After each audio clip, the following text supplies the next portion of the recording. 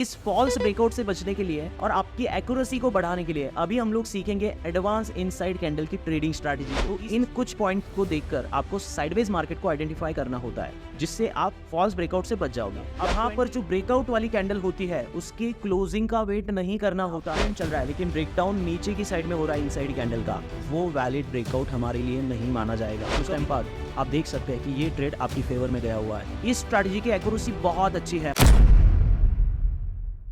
मेरी पिछली वीडियो में बहुत से व्यूअर ने स्कैल्पिंग स्ट्रैटेजी के बारे में पूछा और हाईलाइट को देखकर आप समझ ही चुके होंगे कि आज मैं आपके लिए लेके आया हूं स्कैल्पिंग की इनसाइड कैंडल की ट्रेडिंग स्ट्रैटेजी। नमस्कार दोस्तों, मैं नितिन स्वागत करता हूं आप सभी का आपके अपने YouTube channel trading journey with Nitin में। तो सीधा पॉइंट पे आता हूं और शुरू करते हैं आज की इस लर्निंग जर्नी को। दोस्तों, इनसाइड कैंडल ट्रेडिंग स्ट्रैटेजी बहुत ही सिंपल, इजी टू यूज, कम रिस्क और हाई रिवार्ड के साथ हर मार्केट में काम करती है, जैसे फॉरेक्स, क्रिप्टो, कमोडिटी, डेरिवेटिव्स या इक्विटी। सबसे पहले ये इनसाइड कैंडल क्या होती है इसे समझते हैं। इनसाइड कैंडल दो कैंडल से बना हुआ कॉम्बिनेशन होता है, जिसमें लेफ्ट कैंडल बड़ी होती है और राइट साइड की कैंडल छोटी। और जो बड़ी कैंडल होती है लेफ्ट साइड की, उसे मदर कैंडल भी बोला जाता है, और राइट साइड की छोटी कैंडल को बेबी कैंडल। और सबसे इंपॉर्टेंट कंडीशन, जो बेबी कैंडल होती है ये मदर कैंडल के हाई और लो के अंदर ही बननी चाहिए। मदर कैंडल मार्केट में मोमेंटम को इंडिकेट करती है और baby candle short term consolidation को। जैसे इस एग्जांपल में आप देख सकते हैं कि 15 मिनट की टाइम फ्रेम में एक इनसाइड कैंडल बनी हुई है।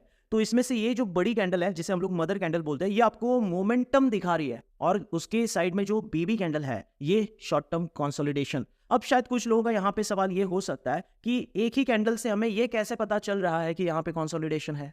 तो दोस्तों, ये 15 मिनट की एक कैंडल है। अगर टाइम फ्रेम को स्विच करके 1 मिनट पर आप लेके आओगे तो यहाँ पे 1 मिनट की 15 कैंडल आप देखेंगे, जो कि आप यहाँ पर देख सकते हैं एक रेंज में बनी हुई है। तो हुआ ये कंसोलिडेशन। और दोस्तों, कंसोलिडेशन के बाद जिस भी डायरेक्शन में प्राइस ब्रेकआउट या फिर ब्रेकडाउन करती है, उस डायरेक्शन में ज्यादातर टाइम काफी फास्ट और अच्छी मूवमेंट देखने को मिलती है। तो इस मूवमेंट को कैसे ट्रेड किया जाना चाहिए, तो चलिए अब सीखते हैं इनसाइड कैंडल की वाइडली यूज की जाने वाली पॉपुलर ट्रेडिंग स्ट्रैटेजी को। तो फर्स्ट स्टेप में आपने इनसाइड कैंडल को आइडेंटिफाई करके उसके ब्रेकआउट या ब्रेकडाउन का वेट करना होता है।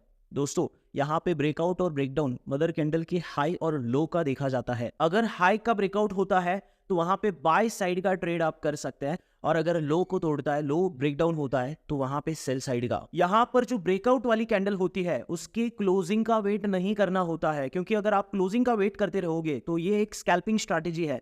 हो सकता है कुछ टाइम आपके हाथ से वो मूवमेंट छूट जाए, इसीलिए आपको रनिंग कैंडल में एंट्री करनी होती है। बाय ट्रेड में स्टॉप लॉस बेबी कैंडल की नीचे और सेल ट्रेड में स्टॉप लॉस बेबी कैंडल के ऊपर रखना होता है, और टारगेट मदर कैंडल की लेंथ के बराबर लेना होता है, या फिर आप स्टॉप लॉस को ट्रेल भी कर सकते हैं। चलिए इसे एक एग्जांपल के साथ में समझते हैं। तो आप यहां पर देख सकते हैं कि 15 मिनट के टाइम फ्रेम में एक इनसाइड कैंडल बनी हुई है। तो यहां पर हम लोग मदर कैंडल के हाई टूटने का वेट करेंगे, और जैसे ही ये टूटता है यहां पर हम लोग बाय साइड का ट्रेड इनिशिएट करेंगे, और स्टॉप लॉस बेबी कैंडल के नीचे और टारगेट मदर कैंडल की जो लेंथ है उसके बराबर ऊपर की साइड में रखेंगे। और कुछ टाइम बाद आप देख सकते हैं कि ये ट्रेड आपकी फेवर में गया हुआ है। लेकिन ये एक बेसिक स्ट्रैटेजी है जो बहुत अच्छी तो है, लेकिन कभी कभी फॉल्स ब्रेकआउट भी देती है, जिसमें आपके फंसने के चांसेस हो सकते हैं, जैसे आप अभी स्क्रीन पर देख पा रहे होंगे। तो इस फॉल्स ब्रेकआउट से बचने के लिए और आपकी एक्यूरेसी को बढ़ाने के लिए अभी हम लोग सीखेंगे एडवांस इनसाइड कैंडल की ट्रेडिंग स्ट्रैटेजी को। इस स्ट्रैटेजी में हम लोग थोड़े डिफरेंट इनसाइड कैंडल के साथ प्राइस एक्शन और 20 EMA का यूज करेंगे।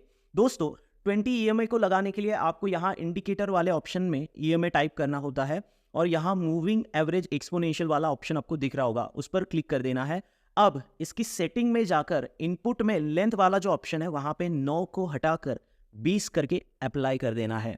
बस उसके बाद आप देख पाएंगे कि आपकी स्क्रीन के ऊपर 20 EMA लग चुका है। 20 EMA बेसिकली ट्रेंड फिल्टर का काम करता है। अगर प्राइस 20 EMA के ऊपर चल रहा है इसका मतलब प्राइस में अप ट्रेंड है, और अगर प्राइस 20 EMA के नीचे चल रहा है इसका मतलब प्राइस में डाउन ट्रेंड है। और सबसे इंपॉर्टेंट पॉइंट, जो भी आप ट्रेड करेंगे वो ट्रेंड की डायरेक्शन में करेंगे। जो भी आप ब्रेकआउट देखेंगे इनसाइड कैंडल में वो ट्रेंड की डायरेक्शन में होना चाहिए, उसी को आप वैलिड ब्रेकआउट मानेंगे और वैलिड ट्रेड एंट्री मानेंगे। अगर ये अपोजिट डायरेक्शन में ब्रेकआउट होता है, मान लो कि प्राइस में अप ट्रेंड चल रहा है लेकिन ब्रेकडाउन नीचे की साइड में हो रहा है इनसाइड कैंडल का, वो वैलिड ब्रेकआउट हमारे लिए नहीं माना जाएगा। कभी कभी 20 EMA से भी आपको प्राइस का ट्रेंड इतना क्लियरली समझ में नहीं आएगा, तो यहां यूज करना है आपको प्राइस एक्शन, जो आपको साइडवेज मार्केट में होने वाले लॉस से बचाएगा। साइडवेज मार्केट को पहचानने के लिए आप कुछ इंपॉर्टेंट पॉइंट देख सकते हैं, जैसे प्राइस एक्शन और ओपन इंटरेस्ट में ऊपर स्ट्रॉन्ग रेजिस्टेंस और नीचे स्ट्रॉन्ग सपोर्ट देखने को आपको मिलेगा। पीसीआर जिसे पुट कॉल रेशो बोला जाता है, ये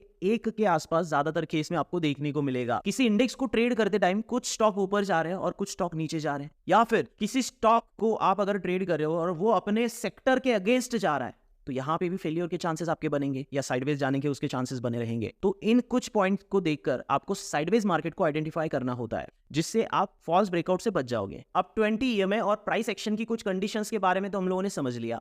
अब इनसाइड कैंडल एग्जैक्टली किस तरीके की होनी चाहिए वो समझते हैं। अप ट्रेंड में बनने वाली जो इनसाइड कैंडल होती है, उसमें जो मदर कैंडल है उसके हाई के नीचे और सेंटर के ऊपर अगली बेबी कैंडल बननी चाहिए, और डाउन ट्रेंड में जो इनसाइड कैंडल बनेगी उसमें जो मदर कैंडल है उसके लो के ऊपर और सेंटर के नीचे बेबी कैंडल बननी चाहिए। ऐसा इसलिए क्योंकि यहाँ पे मदर कैंडल स्ट्रॉन्ग मोमेंटम को रिप्रेजेंट कर रही है और baby candle short term consolidation को, जो कंफ्यूजन की वजह से ज्यादातर बनता है। इस केस में ट्रेंड की डायरेक्शन में मिलने वाले ब्रेकआउट में प्राइस बहुत अच्छी मूवमेंट करती है, लेकिन इस मूवमेंट को कैसे ट्रेड किया जाए चलिए सीखते हैं। तो सबसे पहले 20 EMA को देखकर आपने प्राइस का ट्रेंड पता कर लेना है। जैसे इस एग्जांपल में आप देख सकते हैं कि यहाँ अप ट्रेंड चल रहा है और इस अप ट्रेंड में बनने वाली इनसाइड कैंडल के बाद ट्रेंड की डायरेक्शन में यानी ऊपर की साइड में ब्रेकआउट होने का वेट करना है, और जैसे ही ब्रेकआउट होता है यहां पर आप बाय साइड में ट्रेड एंट्री इनिशिएट कर सकते हैं, और स्टॉप लॉस बेबी कैंडल के नीचे, और दोस्तों टारगेट मदर कैंडल के लेंथ के बराबर ऊपर की साइड में रखना है। और कुछ देर बाद आप यहां पर देख सकते हैं कि ये ट्रेड भी आपकी फेवर में गया हुआ है। इसके एग्जैक्ट अपोजिट आपको बियरिश साइड में करना है। तो यहां पर आप देख सकते हैं क्योंकि प्राइस 20 EMA के नीचे है, इसका मतलब तो प्राइस में डाउन ट्रेंड चल रहा है, और डाउन ट्रेंड में जो इनसाइड कैंडल बनी है उसके बनने के बाद ब्रेक डाउन होने का वेट करना है, और जैसे ही ब्रेक डाउन होता है यहां तुरंत आप सेल साइड में एंट्री इनिशिएट कर सकते हैं।